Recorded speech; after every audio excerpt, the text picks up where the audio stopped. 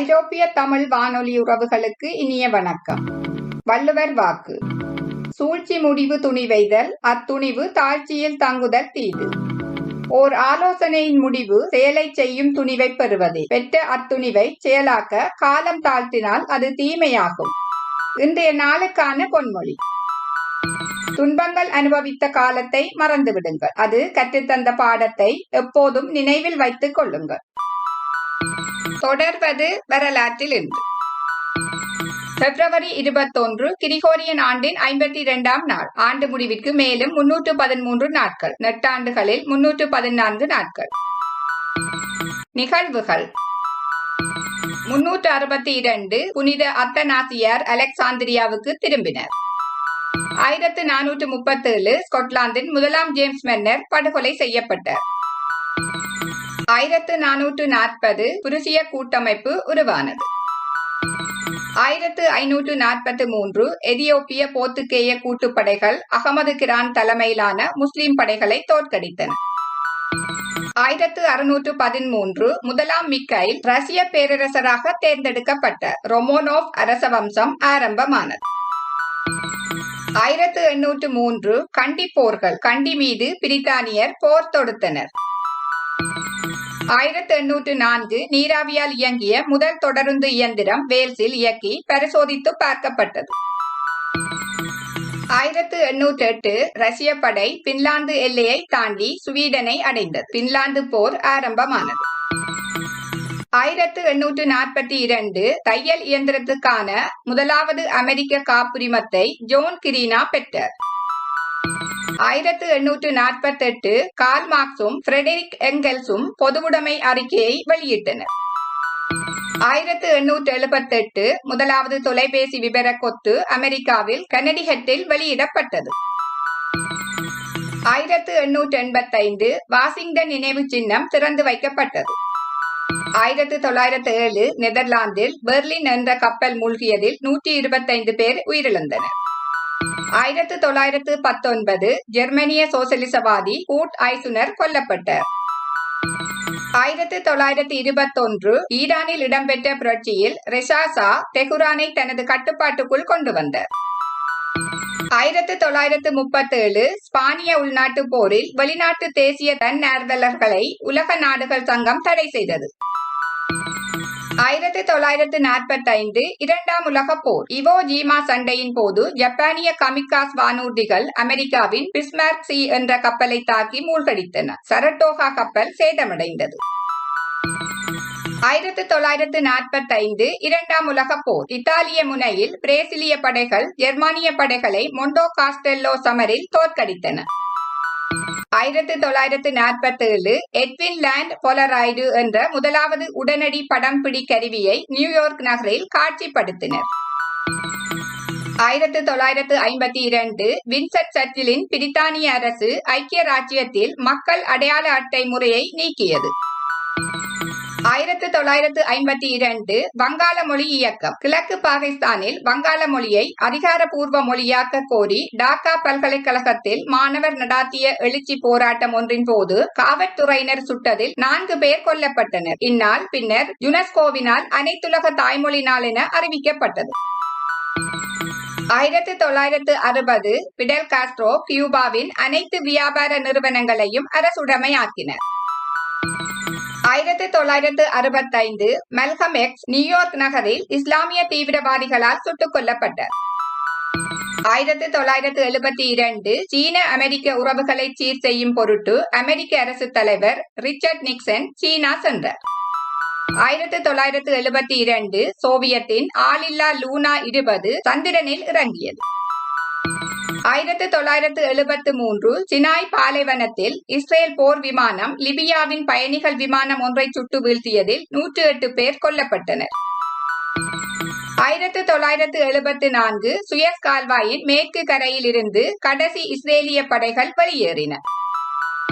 1995 Steve பொசட் என்பவர் அமைதி பெருங்கடலின் குறுக்கே வெப்பக்காற்று வாயு கூண்டில் பயணம் செய்த முதல் மனிதராக கனடாவின் லீடர் நகரில் தரையிறங்கினார். 2013 ஹைதராபாத் குண்டுவெடிப்புகள். இந்தியாவின் ஹைதராபாத் நகரில் நிகழ்ந்த தொடர் குண்டுவெடிப்பில் 20க்கு மேற்பட்டோர் உயிரிழந்தனர்.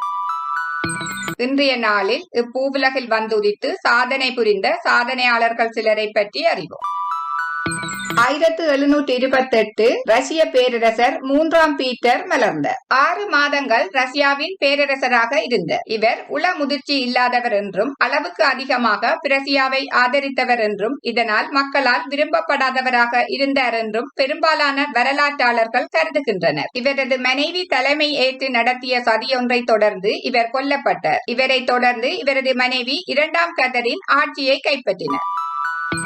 1801 ஆங்கிலேய கர்தினால் ஜான் ஹென்றி நியூமன் மலர்ந்தார். 19ஆம் நூற்றாண்டின் ஆங்கிலேய வரலாற்றில் குறிக்கத்தக்க நபராவர். இவர் 1830களில் இங்கிலாந்து முழுவதும் புகழ் பெறத் தொடங்கினார். இவரின் படைப்புகள் தன் விளக்கம் அளிக்க முயலும் கத்தோலிக்க மறையின் வாத வல்லுநர்களுக்கு பெரிதும் உதவுகின்றது. 1878 பிரான்சிய இந்திய மத தலைவர் மிரா அல்பாசா மலர்ந்தார். ஓர் ஆன்மீகவாதி. இவரை நேசிப்பவர்களால் அன்னை எனவும் அழைக்கப்படுகிறார். இவர் ஸ்ரீ அரவிந்தருடன் இணைந்து ஆன்மீகத்தில் ஈடுபட்டார். அரவிந்தர் இவரை அம்மா என்ற பெயரிலேயே அழைத்தார். இவர் ஸ்ரீ அரவிந்தர் ஆசிரமத்தினை புதுச்சேரியில் நிறுவினார். மேலும் ஆரோவில் எனும் நகரத்தினை தோற்றுவித்தார். இதன் மூலம் ஒருங்கிணைந்த யோகாவினை பற்றி எழுத்தாளர்கள் மற்றும் குருக்கள் போன்றவர்கள் தெரிந்து கொள்வதற்கான உத்வேக ஆர்வத்தினையும் இவர் ஏற்படுத்தினார். 1894 இந்திய வேதியியலாளர் சாந்தி சுவரூப் பட்நாகர் மலர்ந்தார். நன்கறியப்பட்ட இந்திய இயற்பியலாளரும் அறிவியல் அறிஞரும் ஆவர். இந்தியா விடுதலை பெற்ற பிறகு அமைக்கப்பட்ட அறிவியல் மற்றும் தொழிலக ஆய்வு மன்றத்தின் முதல் இயக்குநராக பணியாற்றியவர். 1894 தற்போது பாகிஸ்தானில் உள்ள சாப்பூர் என்னும் இடத்தில் பிறந்தவர். ஓர் ஆங்கிலேய நிறுவனம் எண்ணெய் கிணறு தோண்டும் போது ஏற்பட்ட தொழில்நுட்ப சிக்கலை எளிய முறையில் தீர்த்து வைத்தவர். இந்தியாவில் ஆய்வு மையங்கள் தோன்ற காரணமானவர். பெட்ரோலிய கழிவுகளை பயன்படு பொருளாக மாற்றுவதற்கு வழிமுறைகள் கண்டறிந்தவர். இந்தியாவின் உயரிய விருதான பத்மபூஷன் விருதை பெற்றவர். இவருடைய பெயரால் சாந்தி சுவரூப் பட்நாகர் விருது வழங்கப்படுகிறது. 1896 நிராலா இந்திய கவிஞர் மலர்ந்தார். இந்தி மொழியின் குறிப்பிடத்தக்க எழுத்தாளர். சிறுகதை, கவிதை, புதினம், கட்டுரை என பல வகை படைப்புகளை படைத்துள்ளார். நிராலா என்ற புனை பெயரில் எழுதியவர். 9ஆம் வகுப்பு வரை படித்த இவர் வங்காளி, பெர்சியன், சமஸ்கிருதம் மற்றும் இந்தி மொழிகளை தனியாக கற்றுக்கொண்டார். 1916ஆம் ஆண்டு முதல் கவிதைகள் எழுதத் தொடங்கிய இவர் பின் கொல்கத்தாவில் இருந்து வெளியான சாமான்வே என்ற இதழின் ஆசிரியராக 1920ஆம் ஆண்டில் பொறுப்பேற்றுக் கொண்டார். 1910 ஆங்கிலேய விமானி டக்ளஸ் பேர்டர் மலர்ந்தார். இங்கிலாந்து அணியின் துடுப்பாட்டக்காரர். இவர் எந்த ஒரு தேர்வு துடுப்பாட்ட போட்டியிலும் கலந்து கொள்ளவில்லை. இருப்பினும் ஒரு முதல் தர துடுப்பாட்ட போட்டியில் கலந்து கொண்டுள்ளார். 1931 முதல் தர துடுப்பாட்ட போட்டியில் பங்கு கொண்டார். 1921 அமெரிக்க மெய்யியலாளர் ஜோன் ரோல்ஸ் மலர்ந்தார். தாராள மெய்யியல் மரபில் வந்த ஓர் அமெரிக்க அரசியல் மெய்யியலாளர். இவரால் உருவாக்கப்பட்ட வெளிப்படையான நீதி என்ற கருத்தாக்கம் ஒரு சுதந்திரமான சம உரிமை கொண்ட குடிமக்களை உள்ளடக்கிய பொருளாதார ரீதியான சமத்துவ சமுதாயத்தை முன்வைக்கிறது.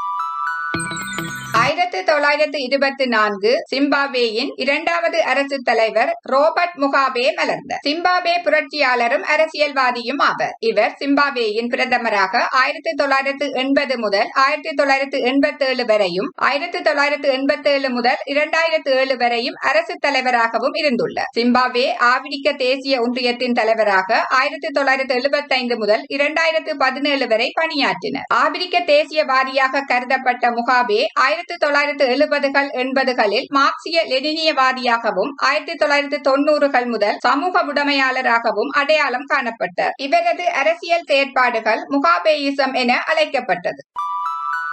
1946 ஆங்கிலேய நடிகர், இயக்குனர் அலன் ரிக்மான் மலர்ந்தார். ஆங்கில திரைப்பட நடிகர் மற்றும் இயக்குனர். இவர் தனது பல்வேறுபட்ட கதாபாத்திர நடிப்பின் மூலம் அதிகமாக அறியப்படுகின்றார். ஹாரி பாட்டர் திரைப்படத் தொடரில் செவரஸ் ஸ்னேப்பாக நடித்ததன் மூலம் அதிக ரசிகர்களின் வரவேற்பை பெற்றார். 1958 கனடிய நடிகர் கிம் ஸ்கோட்ஸ் மலர்ந்தார். ஒரு கனடா நாட்டு திரைப்பட நடிகர். இவர் ரெசிடென்ஸ் ஈவில், ஆஃப்டர் லைஃப் போன்ற திரைப்படங்களில் நடித்துள்ளார். 1964 அமெரிக்க விண்வெளி வீரர் ஸ்காட் கெல்லி மலர்ந்தார். அமெரிக்காவைச் சேர்ந்த விண்வெளி வீரர் இவர். அமெரிக்க கடற்படையிலிருந்து ஓய்வு பெற்ற பொறியாளர் ஆவார். இவரது சகோதரர் மார்க் கெல்லியும் விண்வெளி வீரர். ஸ்காட் கெல்லி இதற்கு முன் அனைத்துலக விண்வெளி நிலையத்தில் தங்கியிருந்து ஆய்வுகள் நடத்தியுள்ளார். அதை வழிநடத்தியும் உள்ளார். இவர் 2015 ஆண்டு மார்ச் மாதம் முதல் ஒரு வருட காலத்துக்கு ஆராய்ச்சிக்காக அனைத்துலக விண்வெளி நிலையத்தில் தங்கியிருக்க அனுப்பப்பட உள்ளார்.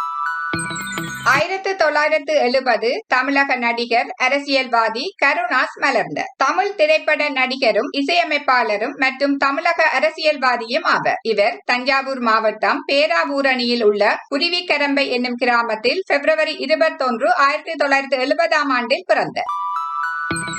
1980 பூட்டான் மன்னர் ஜிம்கே கேசர் நாம்கியல் வாங்சுக் மலர்ந்தார். உலகிலேயே மிகவும் குறைந்த அகவையுடைய நாட்டு தலைவர் இவராவர். இவரின் தந்தை ஜிக்மே சிங்கே வாங்சுக் 9 டிசம்பர் 2006 தனது பதவியினை இவருக்காக துறந்தார். வாங்சுக் குடும்பம் பூட்டானை ஆளத் தொடங்கியதன் 100ஆம் ஆண்டும் நற்குறியுள்ள ஆண்டாகவும் கருதப்பட்ட 2008 இவருக்கு முடிசூட்டப்பட்டது.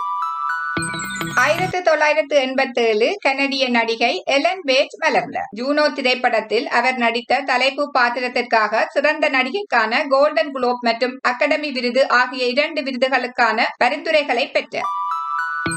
1988 தென்னிந்திய நடிகை வேதிகா குமார் மலர்ந்தார். வேதிகா 2005 ஆண்டு வெளியான மதராசி திரைப்படத்தின் மூலம் தமிழ் திரைப்படத்துறைக்கு அறிமுகமானார். இத்திரைப்படம் தெலுங்கில் சிவகாசி என மொழிபெயர்க்கப்பட்டு வெளியிடப்பட்டது. இன்றைய நாளில் இப்பூவுலகில் வந்துதித்து சாதனை புரிந்து மறைந்த சாதனையாளர்கள் சிலரை பற்றி அறிவோம். 1829 இந்திய விடுதலை போராட்ட வீராங்கனை ராணி சென்னம்மா மறைந்தார். தனது சிறு வயதிலேயே சென்னம்மா அவர்கள் குதிரையேற்றம், வாழ்வீச்சு, வில்வித்தை போன்றவற்றில் தேர்ச்சி பெற்றார். அவரது கணவரும் மகனும் இறந்து விடவே சிவலிங்கப்பா என்பவரை தன் மகனாக தத்தெடுத்துக் கொண்டு அவருக்கே முடிசூட்டினர். இது ஆங்கிலேயர்களுக்கு பிடிக்கவில்லை. எனவே அவர்கள் சிவலிங்கப்பாவை நாடு கடத்த ஆணையிட்டார்கள். ராணி சென்னம்மா அவர்கள் இந்த ஆணையை மதிக்கவில்லை. ஒரு மிகப்பெரிய போர் மூண்டது. ஆங்கிலேயர்களை மிகவும் துணிச்சலுடனும் தைரியத்துடனும் பெரும் ஆற்றலுடனும் எதிர்த்து போரிட்டார். ஆனால் அவர்களை எதிர்த்து அதிக நேரம் தாக்கு பிடிக்க முடியாமல் அவர்களால் சிறைப்பிடிக்கப்பட்டு பைல்ஹோங்கல் கோட்டையில் கைதியாக வைக்கப்பட்டார். அங்கு 1829 வருடம் February 21 சென்னம்மாவின் மரணம் நேர்ந்தது. ஆங்கிலேயர் ஆட்சியை எதிர்த்து போரிட்டு வீரமரணம் அடைந்த சென்னம்மா கர்நாடக மாநிலத்தில் ஒரு பெரும் வீராங்கனையாக இன்றும் போற்றப்படுகிறார்.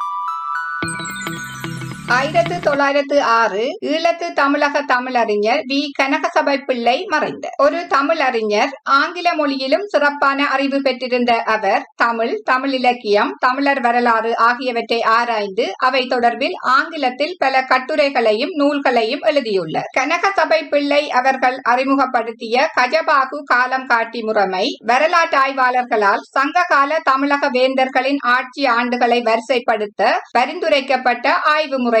இவர் ஆங்கிலத்தில் எழுதிய 1800 ஆண்டுகளுக்கு முற்பட்ட தமிழர் என்னும் நூல் புகழ் பெற்றது. இவரது தந்தையார் இலங்கையின் வடபகுதியில் யாழ்ப்பாணத்தில் மல்லாகம் என்னும் ஊரைச் சேர்ந்த விஸ்வநாத பிள்ளை என்ற தமிழ் தொண்டர் ஆவர். தந்தை விஸ்வநாத பிள்ளை அவர்கள் அக்காலத்தில் சென்னை கோமலேஸ்வரன் பேட்டையில் தங்கியிருந்து வின்சுலோ தொகுத்த ஆங்கில தமிழ் அகராதி பணிக்கு உதவி புரிந்தவர். கனகசபை அவர்கள் கோமலேஸ்வரன் பேட்டையில் பிறந்து வளர்ந்தார். மிகவும் இளம் வயதிலேயே சென்னை பல்கலைக்கழகத்தில் இளங்கலை பட்டம் பெற்றார். இதனால் இவர் பாய் கிராஜுவேட் என செல்லமாக அழைக்கப்பட்டார். அப்பல்கலைக்கழகத்திலேயே சிறிது காலம் தமிழ் மொழிபெயர்ப்பாளராக பணிபுரிந்தார். பிறகு அஞ்சல் துறையில் கண்காணிப்பாளராக சேர்ந்து பணிபுரிந்து உயர் அதிகாரியானார். சட்ட படிப்பு முடித்து மதுரையில் வழக்கறிஞராக தொழில் பார்த்தார். பழந்தமிழ் ஓலைச்சுவடிகளை சேகரித்து வைத்திருந்ததுடன் அவற்றை படித்து ஆய்வுகளும் செய்து வந்தார். தமிழிலும் ஆங்கிலத்திலும் புலமை கொண்ட கனகசபை பிள்ளை அவர்கள் முதலில் சிலப்பதிகாரம், மணிமேகலை போன்ற காப்பியங்களை ஆராய்ந்தார். அவ்வாய்வுகளை கட்டுரைகளாக 1895 முதல் 1901 வரை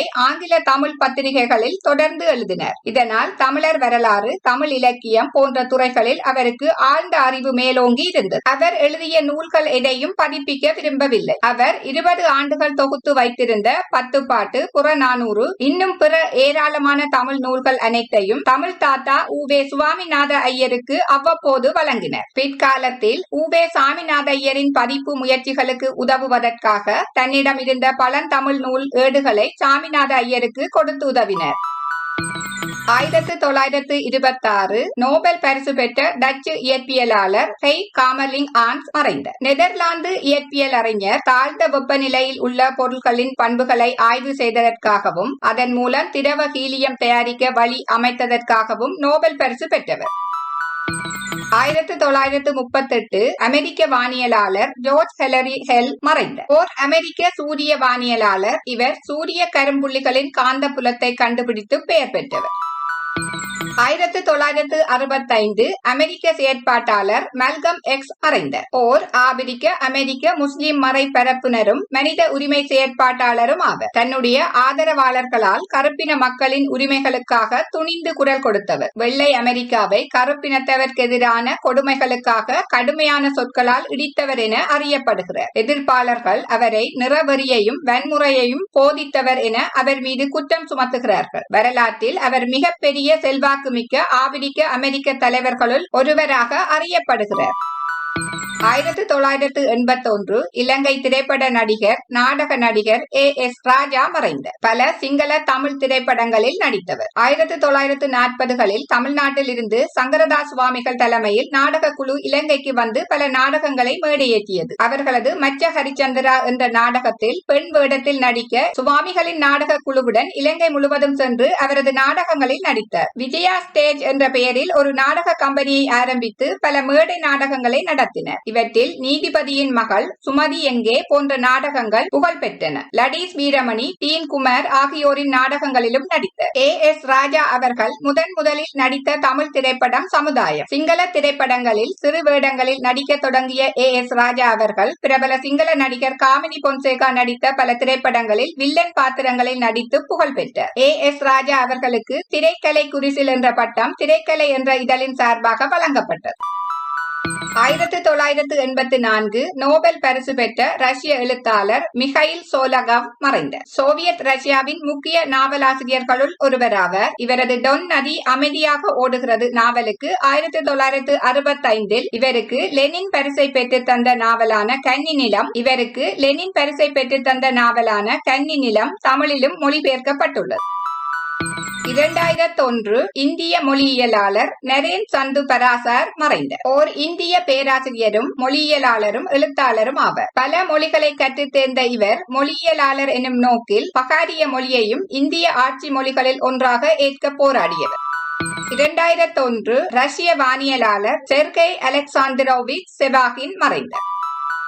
2011 சர்ச்சைக்குரிய இந்திய மதகுரு திருச்சி பிரேமானந்தா மறைந்தார். இந்திய குருவும் தமிழ்நாட்டில் உள்ள பிரேமானந்தா ஆசிரமத்தை நிறுவியவரும் ஆவர். பாலியல் குற்றம் மற்றும் கொலை குற்றம் சுமத்தப்பட்டு இந்திய உச்ச நீதிமன்றத்தால் ஆயுள் தண்டனை விதிக்கப்பட்டது.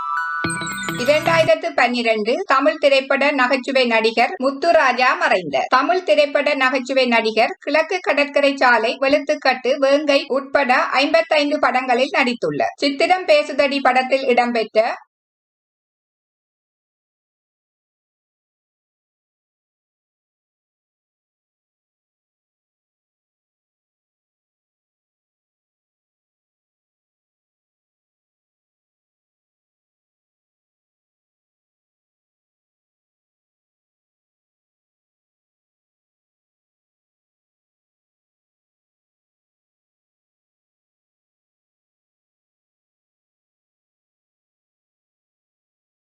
பாடலில் நடித்த பிறகு இவருக்கு பல வாய்ப்புகள் வந்தன. வாலமீனு முத்துராஜா என்ற அடைமொழியுடன் இவர் நடித்து வந்தார். 2018 அமெரிக்க கிறித்தவ நற்செய்தியாளர் பில்லி கிரஹாம் மறைந்தார். அமெரிக்காவை சார்ந்த கிறித்தவ நற்செய்தியாளர் தெற்கத்திய ஞானஸ்தான சபையின் ஊழியராக கிறித்தவ வாழ்க்கையை தொடங்கிய இவர் உலக கிறித்தவர்கள் மத்தியில் பிரபலமடைய ஆரம்பித்தது 1949 தான். இவர் மிகப்பெரிய உள்ளரங்கு மற்றும் வெளியரங்கு கூட்டங்களை நடத்தி மக்களை ஈர்த்தார். இவரது வானொலி மற்றும் தொலைக்காட்சி பிரசங்கங்கள் இன்றும் பல நாடுகளில் ஒலிபரப்பப்பட்டு வருகின்றன. இன்றைய நாளுக்கான சிறப்பு: பன்னாட்டு தாய்மொழி நாள் பிப்ரவரி 21 அன்று உலகம் முழுவதும் கொண்டாடப்பட்டு வருகின்றது.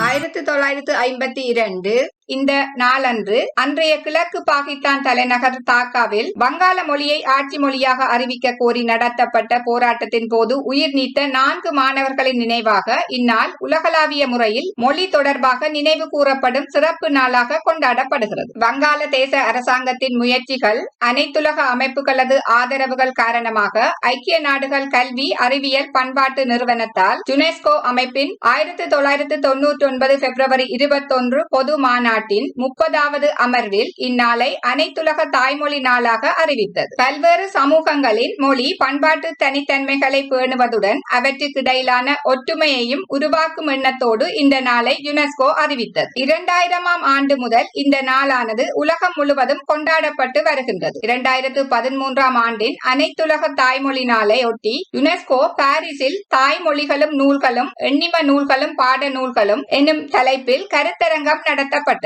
பார்சலோனாவில் லிங்குவா பாக்ஸ் நிறுவனம் மொழியியல் பன்முகத்தன்மையை பாதுகாத்தல், மொழியியல் சமூகங்களின் புத்துயிர் பெறுதல் மற்றும் பன்மொழியை மேம்படுத்தல் ஆகியவற்றில் சிறப்பான சாதனைகளுக்காக பரிசை வழங்குகின்றது. 2014ஆம் ஆண்டில் வங்காளதேச ஹெரிடேஜ் சொசைட்டி நிறுவனம் தாய்மொழி தினத்தில் கல்வி, சமூக பணி மற்றும் சமூக சேவை போன்ற துறைகளில் சிறப்பான சாதனைகளுக்காக ஏகுசே ஹெரிடேஜ் விருதை அறிவிக்கிறது. 2015ஆம் ஆண்டில் அறிமுகப்படுத்தப்பட்ட அல்பர்டாவின் மஹினூர் ஜாஹித் மெமோரியல் கல்வி, விளையாட்டு, இளைஞர் நடவடிக்கைகள், இலக்கியம் மற்றும் சமூக சேவை ஆகிய துறைகளில் இளைஞர்களை ஊக்குவிக்கும் முகமாக அல்பர்டா குடியிருப்பாளர்களுக்கான ஏகுசே இளைஞர் விருதை வழங்குகிறது.